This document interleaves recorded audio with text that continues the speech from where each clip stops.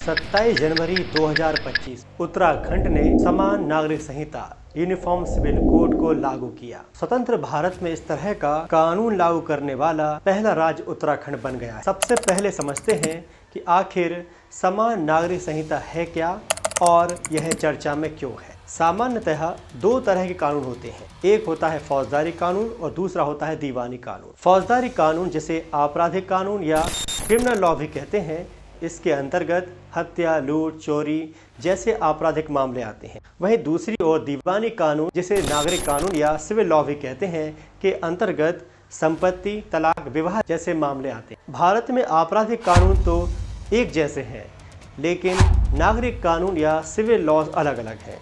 मतलब यदि भारत के किसी भी कोने में कोई चोरी करता है या हत्या करता है तो उसे हर जगह एक जैसी सजा मिलेगी, चाहे वह व्यक्ति किसी भी धर्म, जाति या लिंग का हो। लेकिन जब हम बात करते हैं दीवानी मामलों की, सिविल लॉज की, तो विवाह, तलाक, संपत्ति जैसे मामलों पर धर्म के अनुसार, जाति के अनुसार अलग अलग कानून भारत में प्रचलित हैं। मतलब सिविल या दीवानी मामलों के लिए भारत में एक जैसे कानून नहीं है।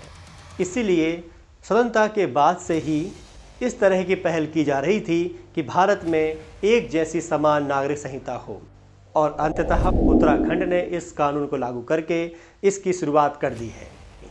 अब बात करते हैं समान नागरिक संहिता से जुड़े हुए कुछ महत्वपूर्ण पहलुओं की। भारतीय संविधान के आर्टिकल 44 में कहा गया है कि राज्य समान नागरिक संहिता लागू करने का प्रयास करेगा, और संविधान के इस आर्टिकल को आधार बनाकर ही भारतीय जनता पार्टी हमेशा से अपने एजेंडे में इस विषय को शामिल करती रही है। और उत्तराखंड में समान नागरिक संहिता लागू करना 2022 के उत्तराखंड विधानसभा चुनाव के दौरान भारतीय जनता पार्टी द्वारा किए गए प्रमुख वादों में से एक था।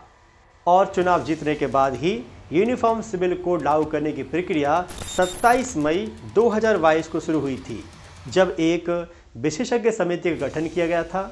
राज्य विधानसभा ने 8 फरवरी 2023 को इस विधेयक को, इस बिल को पारित किया और 8 मार्च 2024 को इसे राष्ट्रपति से मंजूरी मिल गई। इसके बाद अक्टूबर 2024 में इसके रूल्स एंड रेगुलेशन तैयार किए गए और अब 27 जनवरी 2025 को यह संहिता, यह कोड लागू हो गया है। उत्तराखंड में समान नागरिक संहिता लागू होने का उद्देश्य यह सुनिश्चित करना है कि सभी नागरिकों को उनके धर्म या पृष्ठभूमि के बावजूद समान अधिकार मिल सकें। उत्तराखंड में इस कानून के लागू होने के साथ ही संपूर्ण भारत में इस कानून को लागू करने के संबंध में प्रश्न उठने लगे हैं। अब बात करते हैं उत्तराखंड में लागू हुई समान नागरिक संहिता अधिनियम 2024 के अंतर्गत कौन कौन से प्रावधान हैं। आपको बता दूं कि उत्तराखंड में रहने वाली अनुसूचित जनजातियों पर यह कानून लागू नहीं होगा। अब एक एक करके इसके प्रमुख प्रावधानों की बात करते हैं।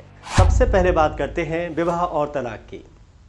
इस संहिता के अनुसार सभी लिंगों के लिए एक समान न्यूनतम विवाह योग्य आयु तय की गई है। महिलाओं के लिए 18 वर्ष और पुरुषों के लिए 21 वर्ष, जो मौजूदा राष्ट्रीय कानून के अनुसार ही है। वहीं विवाह का पंजीकरण, रजिस्ट्रेशन अब अनिवार्य कर दिया गया है। अब यदि बात की जाए तलाक के आधार की, तो सभी समुदायों के लिए तलाक के लिए एक समान आधार तय किया गया है। इसके अंतर्गत क्रूरता, व्यभिचार, परित्याग और मानसिक बीमारी जैसे मुद्दों को आधार बनाकर ही तलाक लिया जा सकेगा। इसके साथ ही गुजारा भत्ता और भरण पोषण के संबंध में भी इस संहिता में प्रावधान है। अब बात करते हैं उत्तराधिकार और संपत्ति के बारे में। यह अधिनियम बेटों और बेटियों को समान उत्तराधिकार प्रदान करता है, पैतृक और स्वअर्जित संपत्ति के बीच के अंतर को समाप्त करता है। यह लैंगिक समानता सुनिश्चित करता है और विरासत में मिली संपत्ति के उचित वितरण को बढ़ावा देता है। इसका मतलब है कि व्यक्ति किसी भी धर्म का हो, संपत्ति का बंटवारा इस संहिता के अनुसार ही होगा।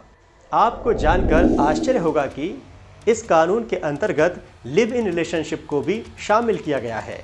दरअसल लिव इन रिलेशनशिप धीरे धीरे भारत में अपनी जड़ें फैलाते जा रहे हैं, इसीलिए इस कानून के अंतर्गत इसको भी समाहित किया गया है। इस कानून के तहत लिव इन रिश्तों के पंजीकरण को अनिवार्य बनाया गया है। मतलब इस तरह से रहने वाले व्यक्तियों को कानूनी अधिकार प्राप्त होंगे। इससे पंजीकृत लिव इन रिश्तों में भागीदारी से पैदा हुए बच्चों के अधिकारों को सुनिश्चित किया जा सकेगा।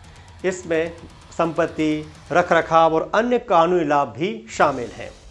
लिव इन के दौरान जब किसी पार्टनर को छोड़ दिया जाता है या दोनों अलग हो जाते हैं तो ऐसी स्थिति में भी इस कानून के अंतर्गत दोनों के संरक्षण के लिए प्रावधान किए गए हैं। साथ ही संभावित शोषण को डील करने के लिए भी इसमें प्रावधान किए गए हैं। अब बात करते हैं कुछ अतिरिक्त प्रमुख प्रावधानों की। सबसे पहले बात आती है बहु विवाह की। इस अधिनियम के द्वारा बहु विवाह को निषेध कर दिया गया है। इससे एक विवाह और लैंगिक समानता को बढ़ावा मिलता है। साथ ही बाल विवाह को मौजूदा राष्ट्रीय प्रतिबंध के अनुसार मजबूत बनाया गया है, जो बच्चों को हानिकारक पारंपरिक प्रथाओं से बचाता है। अब बात करते हैं न्यायालयों के क्षेत्राधिकार की। समान नागरिक संहिता के तहत विवाह, तलाक, उत्तराधिकार और भरण पोषण से संबंधित मामलों में न्यायालयों के क्षेत्राधिकार का भी इसमें स्पष्ट रूप से प्रावधान किया गया है। ये कुछ महत्वपूर्ण प्रावधान थे जो मैंने आपसे डिस्कस किए। इसमें इसी तरह के महत्वपूर्ण प्रावधान और भी समाहित किए गए हैं। उत्तराखंड में यूनिफॉर्म सिविल कोड अधिनियम के पारित होने पर सकारात्मक और नकारात्मक दोनों तरह की प्रतिक्रियाएं सामने आई हैं। भाजपा और उसके सहयोगी यूसीसी को समानता प्राप्त करने और धर्म के आधार पर भेदभावपूर्ण प्रथाओं को समाप्त करने की दिशा में एक प्रगतिशील कदम के रूप में देखते हैं। उनका मानना है कि यह नेशनल यूनिटी को बढ़ावा देगा और कानूनी व्यवस्था को सरल बनाएगा। वहीं दूसरी ओर विपक्ष का तर्क है कि यूसीसी अल्पसंख्यकों के धार्मिक और सांस्कृतिक अधिकारों का उल्लंघन करता है, विशेष रूप से विवाह, विरासत और व्यक्तिगत कानूनों के संबंध में। वे चिंता जताते हैं कि यह विविध परंपराओं को एक रूप कर सकता है और सामाजिक सद्भाव को कमजोर बना सकता है। उन्होंने यूनिफॉर्म सिविल कोड की संवैधानिकता पर भी सवाल उठाया है और दावा किया है कि यह आर्टिकल 25 और आर्टिकल 29 का उल्लंघन करता है, जो धर्म की स्वतंत्रता और सांस्कृतिक अधिकारों की गारंटी देते हैं। यूनिफॉर्म सिविल कोड को लेकर पक्ष और विपक्ष दोनों के अपने अपने तर्क हैं। पक्ष आर्टिकल 44 की बात करता है, वहीं विपक्ष धार्मिक स्वतंत्रता से जुड़े हुए आर्टिकल्स की बात करता है। लेकिन देखना यह होगा कि उत्तराखंड की जनता इस कानून को किस तरह से देखती है और इस कानून के लागू होने के बाद किस तरह से राज्य में परिवर्तन आता है।